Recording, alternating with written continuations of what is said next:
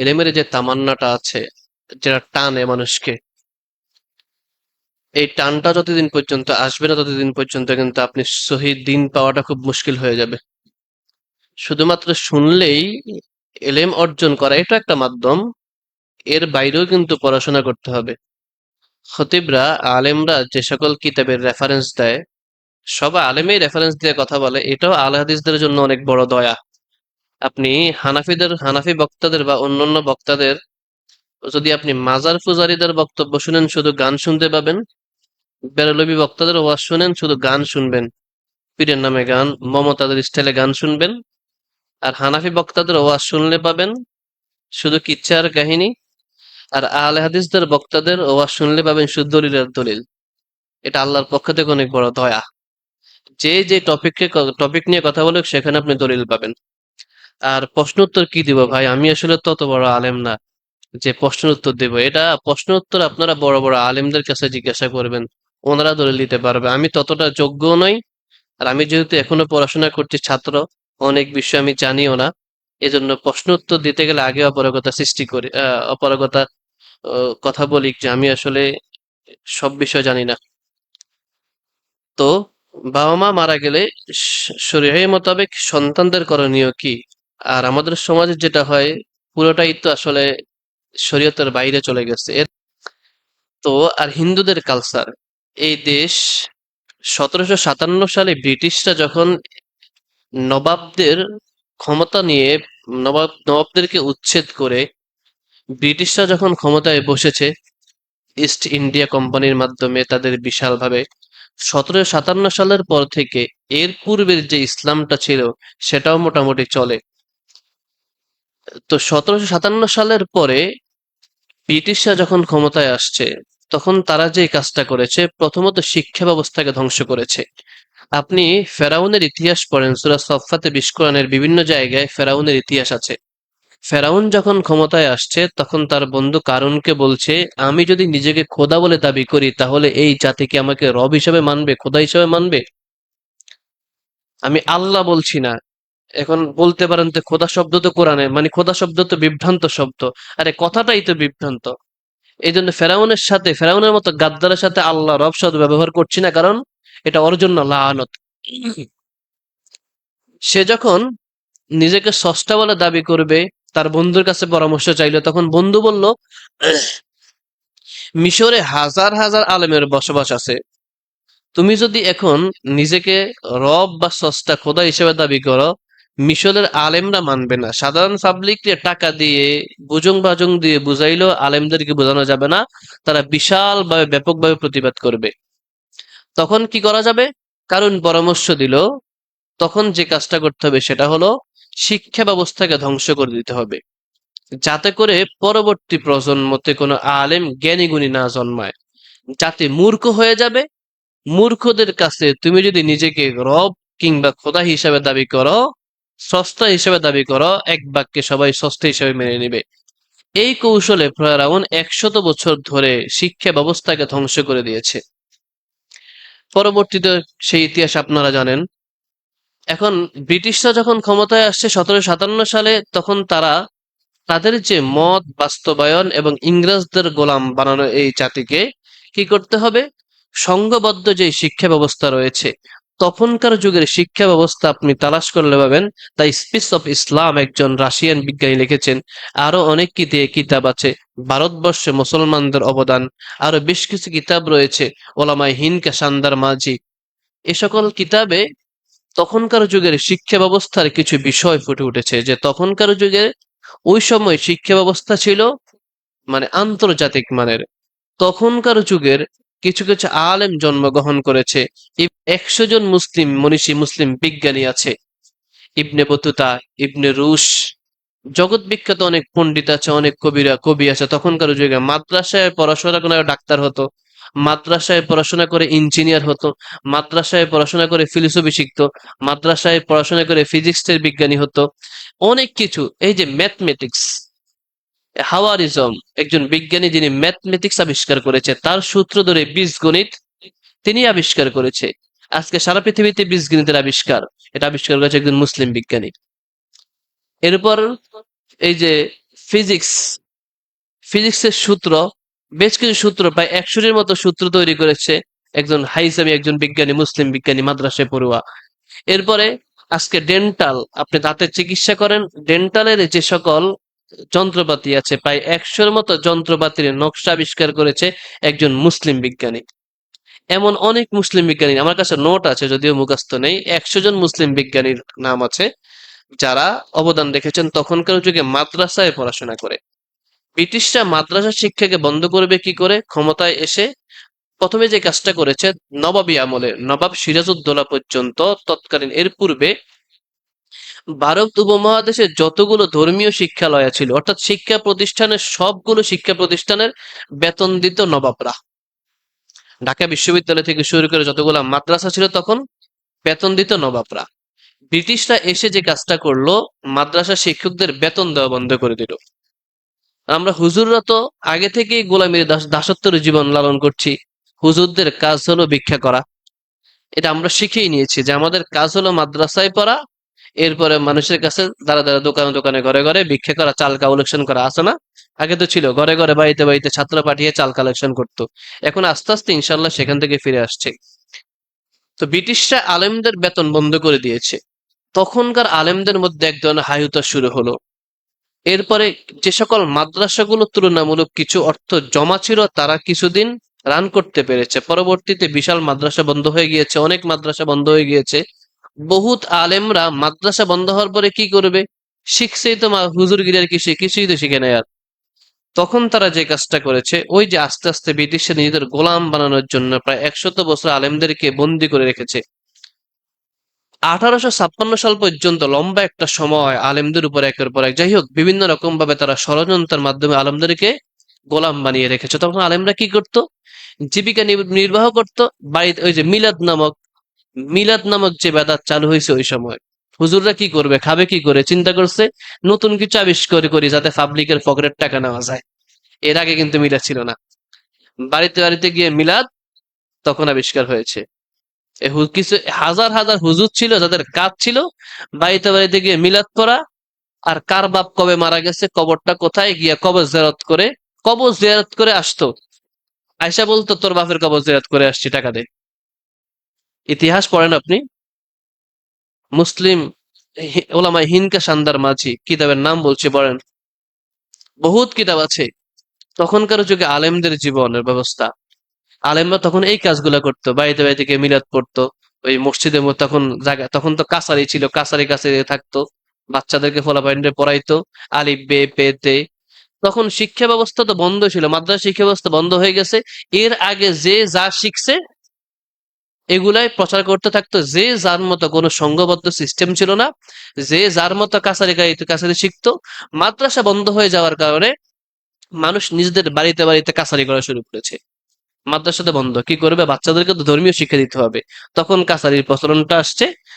প্রত্যেকটা বাড়ির সামনে একটা একটা করে কাছারি ছিল, বাড়ির পোলাপাইন কাছারিতে পড়তো, একটা হুজুর রাখতো, সবাই মিলে খাওয়াইতো।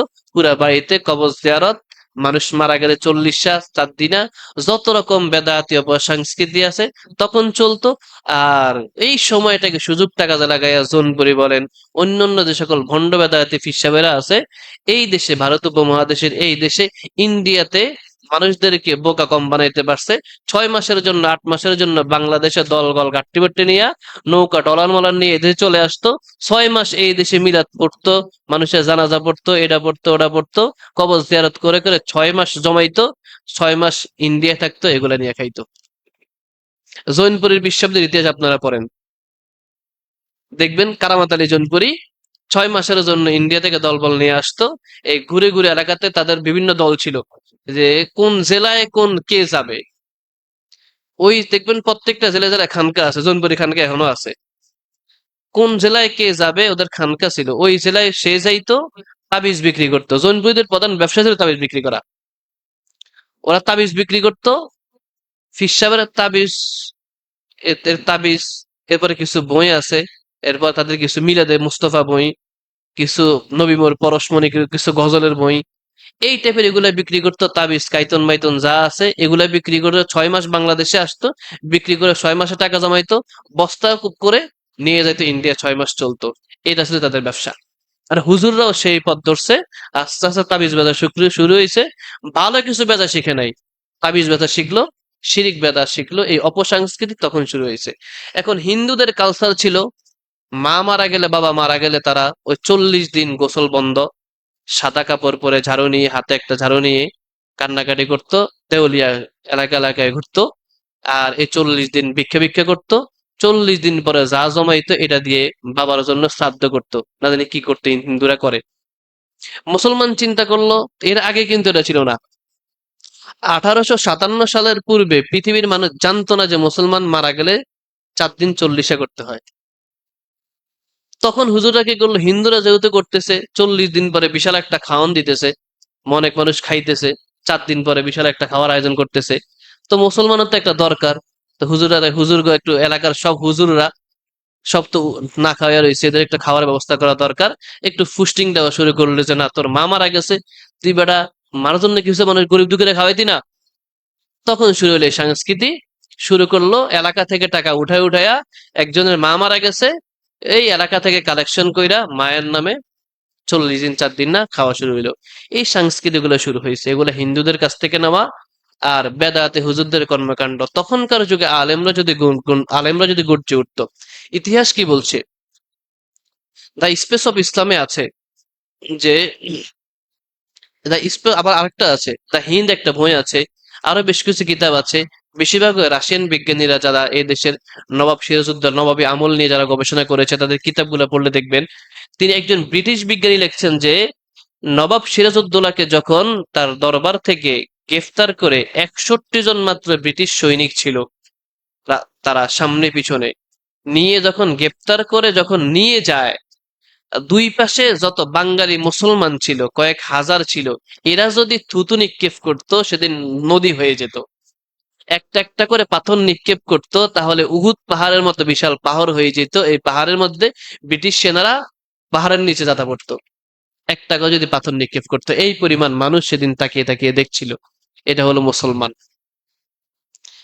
নবাব সিরাজউদ্দৌলাকে, হ্যাঁ, তিনি অপারগ ছিলেন, কিংবা তিনি কেমন ছিলেন সেটা আমি জানছি না, বলছি না। তার ইতিহাস সম্পর্কে যতটুকু জানি, তিনি নারী লোভী ছিলেন, ঠিক আছে, তিনি খারাপ ছিলেন, ঠিক আছে, অপ্রাপ্ত বয়স্ক ছিলেন, ঠিক আছে, তিনি রাষ্ট্রের সম্পদ নষ্ট করেছেন। সেজন্য মীর জাফর থেকে শুরু করে, শুধুমাত্র মীর জাফরের দোষ তা না, মীর জাফর প্রধান আসামি, এছাড়াও তার আশেপাশে আরো বহুত আছে। তার নিজের স্ত্রী একজনও কিন্তু এর সাথে জড়িত আছে। তো সিরাজউদ্দৌলা যদি অযোগ্য হয়, নারী লোভী হয়, সেজন্য, এই জন্য কি ব্রিটিশদের কাছ থেকে নিজের দেশের নিজেদের মাথা বিক্রি করতে হবে? উচিত কি ছিল সিরাজউদ্দৌলাকে হটায়া উপযুক্ত যে তাকে বসানো, তাহলে তো আমরা 200 বছর ব্রিটিশদের গোলামি করতে হতো না। ব্রিটিশ, সিরাজউদ্দৌলা অনুপযুক্ত, অযোগ্য ছিল, তো মুসলমানদের মধ্যে তো যোগ্য আরো বহুত লোক ছিল। ইবনে বতুতা ছিল, দাইমুদ্দিন ছিল, প্রেসিডেন্ট দাইমুদ্দিন ছিল, আরো কত ছিল, নবাব সিরাজউদ্দৌলার বোন ছিল, আরো শত শত যোগ্য ব্যক্তি ছিল। তাদের যে কোনো একজনকে ক্ষমতায় বসাইলে তো আর ব্রিটিশদের গোলামি করতে হতো না। ওই যে মুসলমান মির্জাফরি করে কি করলো, ব্রিটিশদের কাছে মাথা বিক্রি করে 200 বছর ব্রিটিশদের গোলামি করলো। আর যত অপসংস্কৃতি সবকিছু আসলো, এই যে সবকিছু, এই যে লাশ গোসল করা, ওই যে লাশ গোসল করে টাকা পয়সা নেওয়া, লাশ গোসল করে, ওই যে যে জায়গায় লাশ গোসল করে সে জায়গায় কাপড় দিয়ে ব্যারিকেড করে কয়েকদিন রাখা, এই যে অপসংস্কৃতি গুলা যা আছে, সবগুলা হিন্দুদের সাথে কাছ থেকে শেখা। আর কিছু শিখাইছে শিয়ারা, কিছু শিখাইছে হিন্দুরা। যাই হোক, আল্লাহ তাআলা আমাদের সকলকে হেদায়েত করুক। ইসলামের 4 দিন আর 40 নামে কোনো সংস্কৃতি নাই। আপনি আরেকটা বিষয় বলেন, ওই যে মানুষ বলে যে মা বাবা মারা গেলে গরিবদেরকে খাওয়ায়, মা বাবা মারা গেলে আপনি গরিবদেরকে খাওয়াবেন, যদি তর্কের খাতিরে মেনে নিলাম, কিন্তু আপনি 4 দিন 40 দিন আয়োজন করে দাওয়াত দেন কারে? এলাকার মসজিদ কমিটির সভাপতি রে, এলাকার চেয়ারম্যান রে, মেম্বার রে, ঠিক না? এদেরকে দাওয়াত দেয়। আমি হানাফি থাকতে একটা ঘটনা, যে আমার খুব একজন কাছের মুসল্লি ছিল, 5 ওয়াক্ত মসজিদে সালাত আদায় করতো, আগে আগে চলে আসতো, তিনি আজানও দিত, খুব ভালো মানুষ। ওই লোকটা মারা যাওয়ার পরে তখন আমি খুব কষ্ট পেয়েছিলাম, আমার খুব একজন কাছের মানুষ মারা গিয়েছে। তখন আমি একটা মসজিদে, নারায়ণগঞ্জ একটা মসজিদে চাকরি করতাম। তো ওই মুসল্লিটাকে নিজের হাতে গোসল দিলাম। আমাদের আবার গোসল, হানাফিদের আবার গোসলের দোয়া আছে। হাত ধোয়াইতে এক দোয়া, মুর্দার পাও ধোয়াইতে আরেক দোয়া, পেট ধোয়াইতে আরেক দোয়া, মাথা ধোয়াইতে আরেক দোয়া, সবগুলো অপসংস্কৃতি যেগুলোর সাথে কোরআন হাদিসের ন্যূনতম কোনো সম্পর্ক নাই। এরপরে যাই হোক, ওই লোকের গোসল করায়া, জানাজা পড়ায়া, এরপরে দাফন সব নিজের হাতেই করলাম। ওরা কিন্তু আর্থিকভাবে স্বাবলম্বী না, মোটামুটি গরিব, কিন্তু এলাকার মানুষ এমন ভাবে ফুসলাইছে যে না, তোর দাদার জন্য তোর বাবার জন্য খাওয়াইতে হবে, এটা ফরজ। তো যাই হোক, আমি ওদেরকে বললাম টাকা তো উঠাইছস, এলাকা থেকে চাল কালেকশন ডাল কালেকশন টাকা উঠাইছে, যা হয়েছে মসজিদে একটা এসি কিনা দে। ও বলতেছে না, খাওয়াইতে হবে। মসজিদের এসি কিনে দেওয়ার চাইতে নাকি খাওয়াইলে সব বেশি, অন্য কোন হুজুরে বলছে। ওদের আবার বাবার অভাব নেই। আর বাবার কথা বলি, মুসল আমি চিন্তা করলাম কি রে, মুসলমানদের মধ্যে সব বাবা, মাইজ ভান্ডারি বাবা, আট্টসি বাবা, গাই বাবা, ওই বাবা, সব বাবা, মা গেল কোথায়? আবার হিন্দুদের ধর্ম নিয়ে গবেষণা করেন, দেখবেন সব মা হিন্দুদের কাছে। ওরা চিন্তা, আমাদের দেশের কালচার দেখেন, হিন্দুরা আর মুসলমান, ওই যে বললাম আমাদের সংস্কৃতি হিন্দুদের কাছ থেকে শিখা। হিন্দুরা তো কালী মা, দুর্গা মা, সরস্বতী মা, মনীষী মা, সব মা হিন্দুরা নিছে। আর মুসলমানরা বলছে তোরা সব বাবা নিয়ে যা, আমাদের বাবার দরকার নাই, তোদের মার দরকার নাই, আমরা মিলাই জিলাই থাকি। ঠিক আছে, এই জন্য মুসলমান দেখবেন বাবার অভাব নাই, সব দেখবেন বাবা হুজুর। হুম। আরেকটা হলো মুরিদরা যে তাদের মারে যে কত কত জায়গায় বিয়ে দেয়, নির্লজ্জ গুলা। জন্মদাতা বাবার কাছে মা বিয়ে দেয়, তারা বাবা ডাক, পীরের কাছে মা বিয়ে দেশকে। এখন আরো কি পরিমাণ নির্লজ্জ, কি পরিমাণ নির্লজ্জ আমার। যাই হোক, খুব কাছের একজন লোক, উনি আটরশির পীরের মুরিদ। ওনার মানে উনি পীরকে পীর বাবা বলেন, ওনার স্ত্রীও বাবা বলেন, ওনার ছেলেও বাবা বলেন। তো একটা লোক, কিরে ভাই, তোর যদি বাবা হয় তাহলে তোর ছেলের হবে কি দাদা, ঠিক না? তো ছেলের বাবা হয় কি করে? তার ছেলেও ছেলের মারে বিয়ে দিছে ওই পীরের কাছে, তুইও তোর মারে বিয়ে দিছিস, তোর বাবাও বিয়ে দিস তোর মারে। নাফরমান, এই সকল নাফরমানদেরকে, এদের মাথায় তো মোজগের জায়গায় গোবর, এদেরকে আপনি বুঝাবেন কি করে? একজন লোক কি পরিমাণ নির্লজ্জ হলে নিজে বাবাটাকে, নিজের ছেলে বাবাটাকে, নিজের বাবা বাবাটাকে। তো যাই হোক, আল্লাহ তাআলা হেদায়েত করুক। আশা করি বুঝতে পেরেছেন। আর কি, হ্যাঁ, আল্লাহ তাআলা সকলকে হেফাজত করুক, আল্লাহুম্মা আমিন। আরেকটা হলো, আহলে হাদিসদের উচিত, অনেক আহলে হাদিস ভাইরা দেখা যায় যে বলে সমাজের কথা বলে, যে সমাজ কি বলবে, বা সমাজের বিভিন্ন বিষয়, আত্মীয় স্বজনের বিষয় খেয়াল করে, যে যদি আমার আত্মীয় স্বজনের এই অনুষ্ঠান আমি যদি না যাই, খতনা অনুষ্ঠান, খতনা অনুষ্ঠান তো কত নির্লজ্জ, আস্তাগফিরুল্লাহ। আপনি আপনার ছেলের গোপন অঙ্গ কাটবেন, গোপন জায়গা কাটবেন, আপনি মানুষকে সবাই জানাইলেন, আপনার মতো নির্লজ্জ আর কে আছে? ছেলের এই জায়গার ছবি তুলে বিশাল করে সাইনবোর্ড লাগাই দেন, ঠিক না? নাফরমান কোথাকার। একজন মানুষ কি পরিমাণ নির্লজ্জ হলে, যেই কাজটা গোপনে করা দরকার সে খতনা অনুষ্ঠান করে মানুষদেরকে দাওয়াত দিয়া, মানুষকে বুঝাইলো আমার ছেলে এটা কাটলাম, ঠিক না? মানুষ কি পরিমাণ নির্লজ্জ হয়ে গেছে। মুসলমানের উচিত এই কাজগুলো গোপনে করা। এটা হলো একজন পুরুষের, এই জন্য তো মানুষ, এই জন্য সাওয়াল পাউলরা নির্লজ্জ হয়ে যাচ্ছে, ছেলেরা নির্লজ্জ হয়ে যাচ্ছে, লজ্জা নষ্ট করে ফেলতেছে বাবা।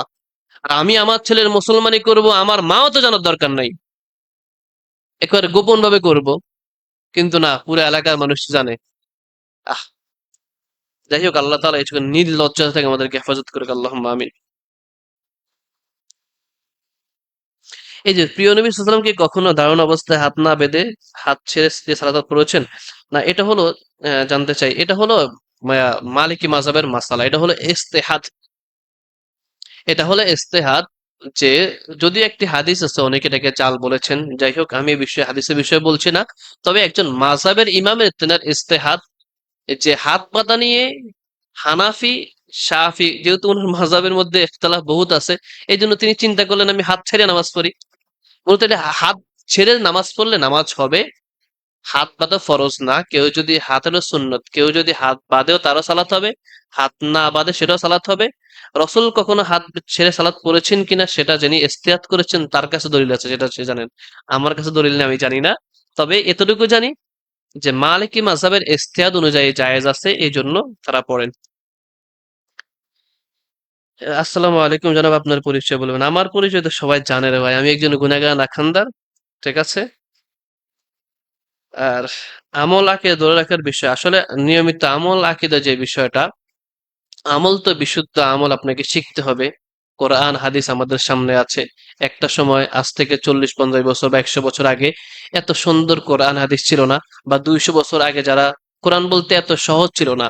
এখন আমাদের সম্ভব হলে আমরা মদিনার ইসলাম আমরা পাই, কিংবা কোরআন হাদিস যে কোনো কিতাব হাদিসগুলো এখন দিন দিন সহজ হয়ে যাচ্ছে। একটা সময় কিতাব কিনতে বহুত টাকা লাগতো, এখন আপনি সার্চ করলেই পিডিএফ পেয়ে যাচ্ছেন, কিতাব পেয়ে যাচ্ছেন। ইসলাম সহজ হয়ে গেছে, এখন মানা সহজ যদি আপনি চেষ্টা করেন। তা আমল আকীদা, অবশ্যই বিশুদ্ধ আমল আকীদা পড়তে হবে, চর্চা করতে হবে, বেশি বেশি পড়াশোনা করতে হবে। আপনি পড়াশোনা না করলে শিখবেন না। এটা কি বলছে? এটা কি বলছে? হ্যাঁ? হুম। ইরানের ভাই, আমার কাছে আমার একটা খুতবাও দিয়েছিলাম এই গত সপ্তাহ শিয়াদের বিষয়ে। ইরানের আমার কাছে ইরানের প্রায় 34টা কিতাব আছে। আমি ইরান বিষয়ে যথেষ্ট গবেষণা করেছি। ইরানের জঘন্য বেশ কিছু আকীদা আছে। সম্ভব হলে যদি বলতাম, সময় কি একটু বাড়াবো? ইরানের কয়েকটা আকীদা বলবো? বলবেন? শুনেন। ইরান কি মুসলিম না, সেটা আপনি নিজে একটু বিবেচনা করেন। আমরা মুসলমান এবং কাফেরের মানদণ্ড আকীদা আমল কেন্দ্রিক বিবেচনা করি।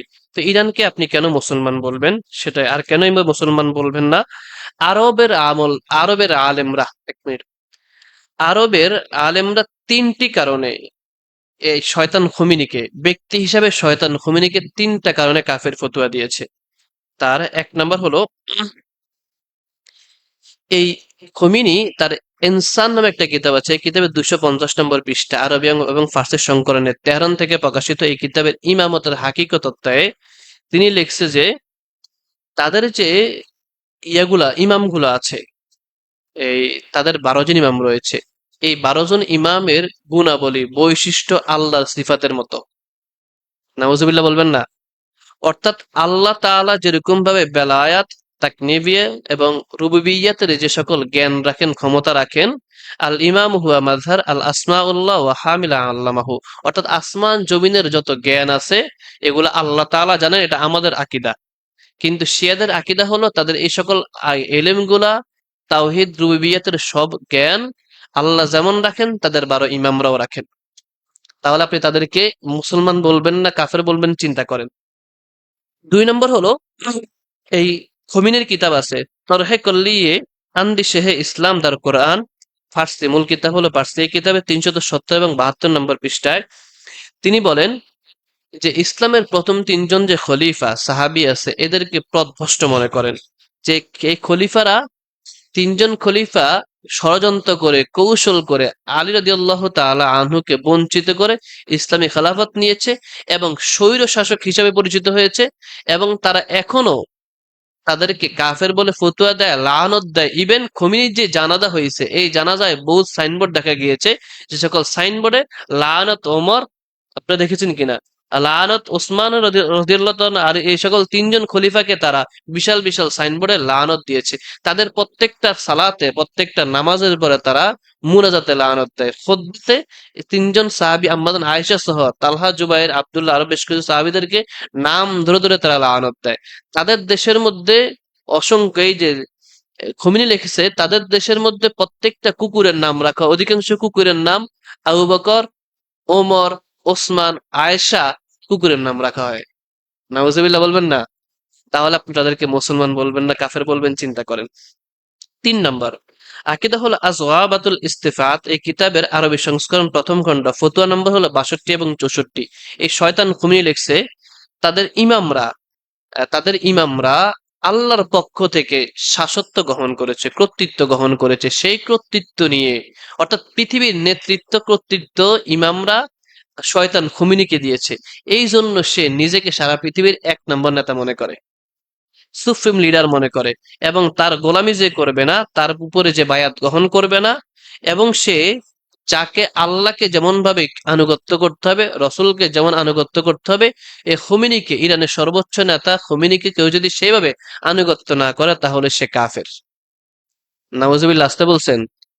এই 3টা আকীদা যদি কারো থাকে তাহলে আপনি তাকে মুসলমান বলবেন না কাফের বলবেন? যারা বলেন মুসলমান বলবেন না কাফের বলবেন? হ্যাঁ, বলেন।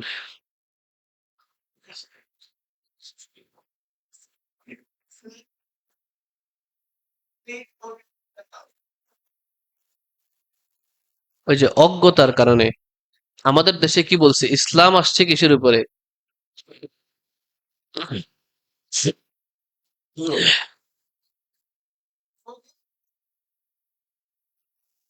হুম। এখন ইরান আর আমেরিকার দ্বন্দ্ব, যদি ইরান আর আমেরিকার দ্বন্দ্বে আমরা ইরানের পক্ষেও না, আমেরিকার পক্ষেও না। আমেরিকা আমাদের যেমন শত্রু, ইরান আমাদের তেমন শত্রু, কোনো পার্থক্য নেই। এখন আমেরিকা ইরানের দ্বন্দ্বে আমরা যারা আহলে হাদিস, বিশেষ করে অনেক ওলামা একরাম আছেন, শুধু আহলে হাদিস না, এনাতুল্লাহ আব্বাসী তো শিয়াদের বিরুদ্ধে কথা বলছে। অনেক আলেমে তো আছেন শিয়াদের বিরুদ্ধে, মুফতি আরেফ বিন হাবিব কথা বলতেছে, কওমিদের মধ্যে থেকে অনেকে বলতেছে। এর কারণ হলো ইরানের আকীদা সম্পর্কিত তাদের কিতাবগুলা যারা পড়ে, তারা ইরান সম্পর্কে জানে। আর আমাদের দেশের আবেগী মুসলমান তো পড়েও না, জানেও না, ইরান সম্পর্কে জানে না, শুধু মনে করে কি ইরান আমেরিকার সাথে যুদ্ধ করতেছে, আমেরিকার বিরুদ্ধে কথা বলতেছে আমাদের বন্ধু। অথচ ইরান নামক, ইরান শিয়ারা আমেরিকার বাইরেও যে সিরিয়া, বিভিন্ন দেশে যে যুদ্ধ করছে, একের পর এক মুসলমানের উপর হামলা করেছে, প্রায় 6 লক্ষ মুসলমানের রক্ত আছে এই খমিনির হাতে, মানুষ জানে না, সেভাবে তাদেরকে জানানো হয় না, সেই বিষয়ে মানুষ গবেষণা করেও না। আর সৌদির বিষয়ে, আমরা তো আসলে রাষ্ট্র সৌদির গোলাম গোলাম না, রাষ্ট্র সৌদির বিষয় না, বিষয় হলো সৌদি হলো একটি গণতান্ত্রিক রাষ্ট্র, রাজতান্ত্রিক রাষ্ট্র। এখনো পর্যন্ত তাওহিদের রাষ্ট্র বলে আমরা পছন্দ করি। এখন এমন তাওহিদের রাষ্ট্র যদি কালকে ইন্ডিয়া হয়ে যায়, তারা আমাদের পছন্দের রাষ্ট্র হবে।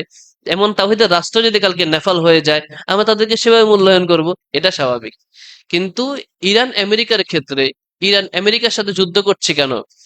ইরান তো শুধু আমেরিকার সাথে যুদ্ধ করছে বিষয়টা এমন না, ইরান তো সিরিয়ার সাথে যুদ্ধ করেছে, লেবাননের সাথে যুদ্ধ করেছে, ইরান তো আরো ইরাকের সাথে যুদ্ধ করেছে, বহুত রাষ্ট্রকে ইরান ইরান ধ্বংস করে দিয়েছে। এই মুসলমানগুলো এগুলা জানেও না, জানতেও চায় না। ইরান তো কাবা শরীফে হামলা করেছে, 64 দিন কাবা শরীফের সালাত বন্ধ ছিল, প্রায় 14,000 মানুষকে কাবা শরীফের ভিতরে হত্যা করেছে, জমজম কূপের মধ্যে তাদের লাশকে ফেলে দিয়েছে। ইতিহাস কি বলছে? 313 হিজরিতে এই শিয়ারা হামলা করেছে। 664 আমার কাছে লেখা আছে, একটু পরে বলছি। যাই হোক, তো আসেন আমরা ইরানের আরো কিছু আকীদা জেনে নেই। তো ইরানের একটা কিতাব আছে, তাদের একটা বিখ্যাত এক ইমাম আছে কুলাইনি নামে, আরো অনেক অনেক লম্বা নাম আছে। তার একটা বিখ্যাত কিতাব আছে আল কাফি, প্রায় 30 খণ্ডের একটা কিতাব। এই কিতাবের প্রথম অধ্যায়ে 203 নম্বর পৃষ্ঠায় তিনি লেখেন যে তাদের ইমামরা অতীত, বর্তমান, ভবিষ্যতের সব গায়েবের এলেম রাখেন।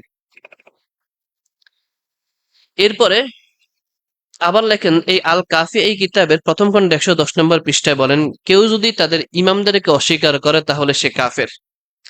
তাদের প্রতি আল কাফি এই কিতাবের প্রথম খণ্ডে 110 নম্বর পৃষ্ঠায় বলেন, কেউ যদি রসুল এবং আল্লাহকে যেমন আনুগত্য করে, তাদের ইমামদের প্রতি যদি এমন আনুগত্য না করে, তাহলে তারা কাফের। এছাড়াও তারা বলেন, আল কাফি এই কিতাবের প্রথম খণ্ডে 221 এবং 278 নম্বর পৃষ্ঠায় আছে, বলেন যে তাদের ইমামরা হলো নবীগণের মতো নিষ্পাপ। কেউ তাদের ইমামকে যদি নিষ্পাপ মনে না করে, তাহলে সে কাফের। তাদের ইমামদেরকে আল্লাহ তাআলা এই ক্ষমতা দিছে, তারা হালালকে হারাম করতে পারে, হারামকে হারাম করতে পারে, হারামকে হালাল করতে পারে। অর্থাৎ তাদের কোনো হারাম বস্তু তাদের ইমামরা চাইলে হালাল করতে পারে, আবার কোনো হালাল বস্তুকে ইমামরা চাইলে হারাম করতে পারে। নাউজুবিল্লাহ। আল কাফি এই কিতাবের প্রথম খণ্ডে 135 নম্বর পৃষ্ঠায় আছে, কুলাইনি লেখে, নবীদের কাছে যেমন ফেরেশতা জিব্রাইল আসতো, ইমামদের কাছেও ফেরেশতা জিব্রাইল আসে। নাউজুবিল্লাহ, আসতে বলেন। এরপর আল কাফি কিতাবের 8 নম্বর খণ্ডে 245 নম্বর পৃষ্ঠায় লেখেন যে আলী রাদিয়াল্লাহু তাআলা আনহু সহ মাত্র কয়েকজন সাহাবী ব্যতীত, 7 থেকে 8 জন সাহাবী ব্যতীত, নবীজির মৃত্যুর পরে সব সাহাবী কাফের হয়ে গেছে। এরপরে কি আপনি তাদেরকে মুসলমান বলবেন? এমন আকীদা আমার কাছে 1000 উপরে আছে লেখা তাদের কিতাব থেকে। আমি বললাম তাদের প্রায় 34টা কিতাব আমার কাছে আছে। এই যে আল কাফি পুরো 30 খণ্ড আছে, আল হুজ্জা, এরকম আরো বহুত কিতাব আছে। এই সকল সবগুলো কিতাব আমি সংগ্রহ করেছি, 34টা কিতাব আছে। এগুলো তো খন্ডে হিসাব করলে প্রায় 100-র মতো হয়ে যাবে। এরপরে আসেন, তারা বলে যে তাদের কিতাব ওই যে আল কাফি এই কিতাবে 2 নম্বর খণ্ডে 634 নম্বর পৃষ্ঠায়, এটা তাদের আকীদার কিতাব, যে জিব্রাইল আলাইহিস সালাম যেই কোরআন নিয়ে আসছে, ওই কোরআনে আয়াত ছিল 17,000। কত হাজার? তাদের কাছে 17,000-এর কোরআনের আয়াত আছে, আমাদের কাছে কত? 6,000? 6,000? আহলে হাদিসরা জানে না, ৬,৬৬৬ বলে, ৬,২৩৪, ২৩৬, ২৩৬। মাশাআল্লাহ। যাই হোক, ৩৪ আর ৩৬, ৬,২০০, যদি আমরা আগে জানতাম ৬,৬৬৬, এটাও ভুল তথ্য। তা আপনার কাছে আছে ৬,২৩৬ আর শিয়াদের কাছে আছে ১৭,০০০। তাহলে সেই হিসেবে তো তারা মুসলমান না কাফের, আপনি বিবেচনা করেন, কি বলবেন? এরপরে এই কিতাবের প্রথম খণ্ডে ২৩৯ নম্বর পৃষ্ঠায় কুলাইনি লেখে যে তাদের কাছে কোরআনের চাইতে আরো গ্রহণযোগ্য আসমানি কিতাব আছে, আরো দামি একটি কিতাব আছে, কোরআনের চাইতে ৩ গুণ বড়, আরো বড়, ওই মুসহাফে ফাতেমি, অর্থাৎ ৩০, ওই যে আমাদের কাছে আছে ৩০ পারা কোরআন, তাদের কাছে আছে মুসহাফে হাতেমি নামে ৯০ পারা কোরআন। নাউজুবিল্লাহ, আসতে বলছেন। এরপরে বিহারুল আনোয়ার একটি কিতাব, এই কিতাব ১৮ খণ্ডের কিতাব, ৮ নম্বর খণ্ডে ৩৬৮ থেকে ৩৭০ নম্বর পৃষ্ঠায় আছে যে সুন্নিরা অর্থাৎ আহলে সুন্নাত ওয়াল জামাতের অনুসারী যারা, এরা হলো জাহান্নামী, তারা কাফের, তারা নাফাক, তাদের জানাজা সালাত পড়া যাবে না, তাদের জবাই করা কোনো পশু খাওয়া যাবে না, তাদের সন্তানগুলো অবৈধ, এবং তারা বানর এবং শুকুরের মতো, অর্থাৎ আমাদেরকে গালি দিয়েছে। সারা বাংলাদেশে, সারা পৃথিবীতে শিয়াদের বাইরে যত মুসলমান আছে সবগুলাকে তারা কি মনে করে? জাহান্নামী, নাপাক, কুকুর এবং শুকুরের মতো, তাদের জানাজার সালাত পড়া যাবে না। আর আমাদের দেশের মুসলমানরা শিয়া হের জানাজা পড়তে যায়, ঠিক না? শিয়ারা ফতুয়া দেয় কি? আমাদের জানাজা পড়া যাবে না, জবাই করা পশু খাওয়া যাবে না, আমাদের সন্তান সবগুলো কি জারজ সন্তান, বানর শুকুরের মতো, এবং হত্যা করা ওয়াজিব। এই জন্য মুসলমানদেরকে, সুন্নিদেরকে হত্যা করা ওয়াজিব। এই জন্য শিয়াদের আকীদা আছে কিন্তু, যে কোনো মুসলমানরা হত্যা করলে ৭০,০০০ নেকি হয়। কত হাজার? আল কাফিয়া কিতাবের প্রথম খণ্ডে ২৩৯ নম্বর পৃষ্ঠায় আছে যে কোন সুন্নি মুসলমান আহলে সুন্নাত ওয়াল জামাতের শিয়াদের বাইরে, তারা তো মনে করে, তারা বলে যে শিয়ায়ে আলী, শিয়ায়ে মুয়াবিয়া, তারা বাক্যরিক মানে শিয়া অর্থ অনুসারী, আলী অনুসারী, আলীর অনুসারীর বাইরে অন্য যত মুসলমান দাবিদার আছে এদেরকে হত্যা করলে ৭০,০০০ নেকি হয়। কত হাজার নেকি হয়? আপনাকে হত্যা করলে নেকি হয় তাদের আকীদা অনুযায়ী, আর আপনি তাদেরকে মুসলমান বলছেন। তা আপনার মতো নিকৃষ্ট আর কে হতে পারে? তা আপনাকে আমি আর কি বলবো? আরো আছে কিতাব কামাল সিরা, এই কিতাবের ১৮৩ নম্বর পৃষ্ঠায় রয়েছে তাদের যে ইমাম আছে, ইমামদের, তাদের নেতাদের কবর জিয়ারত করা হলো হজের মতো। অর্থাৎ তারা হজ করতে কিন্তু মদিনায় যায় না, মক্কা মদিনায় যায় না। শিয়ারা হজ করে না। হ্যাঁ, অনেকে বলতে পারেন দুই একজন শিয়া হজ করতে গেছে, তারা যারা সৌদি আরবে কাজ করে শখের বসে দেখতে গেছে। কিন্তু শিয়াদের আকীদা, মাঝে মধ্যে আহলে হাদিসদের মসজিদে কিন্তু হানাফিরা আসে, তার মানে সেই লোক কি আহলে হাদিস না। কেউ দেখতে আসে, শুনতে আসে, কেউ গবেষণা করতে আসে। তো শিয়ারা হজ করতে যায় না, তাদের হজ করা নিষেধ। আয়াতুল্লাহ খমিনী, সেই শয়তান নিজেও কোনদিন হজ করে নাই। শিয়াদের আকীদা হজ করতে হবে হোসাইন রাদিয়াল্লাহু তাআলা আনহুর কবরে। তারা সেখানে হোসাইন রাদিয়াল্লাহু তাআলার মাথার আকৃতি, প্রতিকৃতি, মাথার আকৃতি, হোসাইন রাদিয়াল্লাহু তাআলার মাথার আকৃতি বানায়া খাড়া করে রাখছে, আর দেহটাকে একেবারে কবরের মতো সোজা করে রাখছে। তেহরানে বিশাল মাজার বানাইছে, সেটা চারপাশে ওই যে তারা তওয়াফ করে ১২ বার, ১২ জন ইমাম, এই জন্য ১২ বার তওয়াফ করলে তাদের হজ হয়ে যায়। তো তারা হজ করে তেহরানে, আপনি হজ করেন মক্কায়, তাহলে আপনি তাদেরকে মুসলমান বলবেন না কাফের বলবেন, সেটা আপনি চিন্তা করেন। এরপরে সে বলছে ফুরহুল কাফি এই কিতাবের প্রথম খণ্ডে ৩৪ নম্বর ৩৯৭ নম্বর পৃষ্ঠায় আছে, কেউ যদি হোসাইন রাদিয়াল্লাহু তাআলা আনহুর কবর জিয়ারত করে ২০ বার, মক্কায় মদিনায় ২০ বার হজ করলে যে পরিমাণ সওয়াব, তার চাইতে বেশি সওয়াব হবে। এমন কিন্তু একটা না, এমন হাজার হাজার আকীদা আছে, চিন্তা করেন। এরপরেও আল্লাহু আকবার। যাই হোক, আরো কিছু আকীদা আছে, যেমন শিয়াদের একটা আকীদা সাওয়াবুল আমল ওয়াল ইকাবুল আমল, এই কিতাবের ১২১ এবং ২২ নম্বর পৃষ্ঠায় একটা আছে। শিয়াদের একটি প্রেরণা আছে, ইচ্ছা আছে, যে শিয়াদের উদ্দেশ্য কি? প্রতিশ্রুতি নামে এই শয়তান খমিনির বাবা প্রতিশ্রুতি নামে একটি কিতাব বের করেছে ২ খণ্ডে। সেই কিতাবে সে তার কিছু প্রতিশ্রুতি লিখেছে যে তারা ভবিষ্যতে কি কি করতে চায়। তো সেখানে তারা লিখছে যে তারা যদি মক্কা মদিনাকে দখল করতে চায়, দখল করার জন্য এই যে ইসমাইলি শিয়া হজরে আসওয়াদ পাথরকে চুরি করেছে 930 খ্রিস্টাব্দে। 317 হিজরিতে কারামতিয়ান নামক এই চরমপন্থী ইসমাইলি শিয়া গোষ্ঠীর নেতা আবু তাহের আল জান্নাবী মক্কায় হামলা করেন। মসজিদে হারামে ঢুকে সে তখন মসজিদে হারামের এরিয়ার ভিতরে 14,000 হাজি ছিল, সবাইকে হত্যা করে জমজম কূপে ফেলে দেয়, জমজম কূপের ঢাকনা আটকে দেয় এবং হজরে আসওয়াদ পাথরকে চুরি করে নিয়ে যায়। এই হজরে আসওয়াদ পাথরকে চুরি করে তারা নিয়ে যায় কোথায়? ইরানে মসজিদে আল দিরারে রেখে দেয় এবং সেখানে মসজিদে আল দিরারে এই পাথরটি 23 বছর ছিল। 952 হিজরি থেকে 953 হিজরি পর্যন্ত এই পাথরটি, হজরে আসওয়াদ পাথরটি সেখানে ছিল।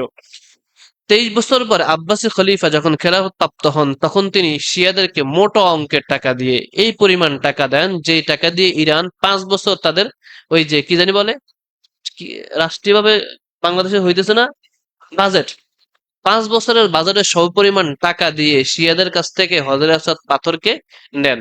ওই যে দিরা মসজিদ দিরা থেকে হজরে আসওয়াদকে খোলার সময় হজরে আসওয়াদ ভেঙ্গে 4 টুকরা হয়ে যায়। এখন যে মসজিদে এখন যে হজরে আসওয়াদ পাথর আছে এটা কিন্তু ভাঙা, রূপানা স্বর্ণের মোড়কে এখন লাগানো আছে। এই হজরে আসওয়াদ পাথরকে চুরি করে কি বলছি 14,000 মুসলমানদের হত্যা করে সেখানে তারা ই করে। এখন রূপার প্রেমে সেটা জড়ানো আছে। ইসলামে এই কলঙ্কিত অধ্যায় তৈরি করেছে শিয়ারা। ঐতিহাসিক গ্রন্থ আল জুয়ানি কুতুব আল দিন এই কিতাবের মধ্যে বিস্তারিত ঘটনা আছে। তাদের উদ্দেশ্য হলো কি, মদিনা কাবা শরীফ জাজিরাতুল আরবকে দখল করে তাদের প্রথম প্রতিশ্রুতি হলো তারা কি করবে, তারা গিয়ে ইসমাইলি শিয়া তিনি যে বলছে, আবু তাহের আল জেন্নাবি তিনি বলছে সে গিয়ে কাবা শরীফ মক্কা গিয়ে মদিনায় গিয়ে প্রথমে যে কাজটা করবে সেটা হলো রসুলের দুই পাশে, নাউজুবিল্লাহ, তাদের ভাষায় দুইটা মোনাফেক আছে। তো রসুলের দুই পাশে কারা শুয়ে আছে?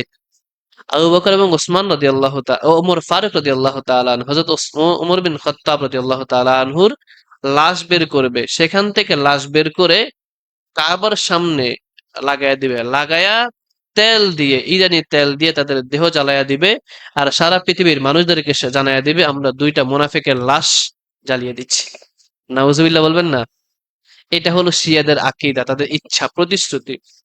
এমন প্রতিশ্রুতি আরো কয়টা আছে তাদের এই কিতাবে, এমন প্রতিশ্রুতি আছে 1012টা। যে সকল প্রতিশ্রুতি যদি কোনো মুসলমান শুনে আমার মনে হয় তার হৃদয়ে রক্তক্ষরণ হবে। একটা মাত্র বলছি, শেষ করে দিচ্ছি। আশা করি বুঝতে পেরেছেন শিয়াদেরকে আপনি মুসলমান বলবেন না কাফের বলবেন আপনার ব্যক্তিগত বিষয়। আল্লাহ রাব্বুল আলামিন আমাদের সকলকে বোঝার তৌফিক দান করুক, আল্লাহুম্মা আমিন।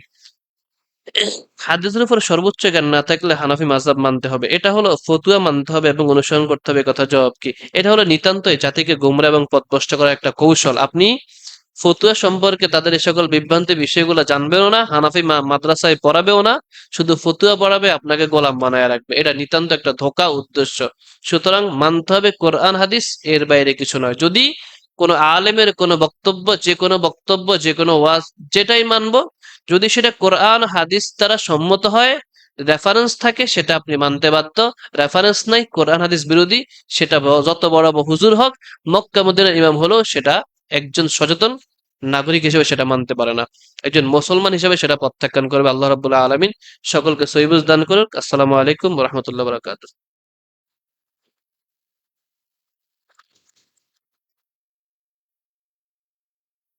মাইক্রোফোন করে রেখে গেলাম।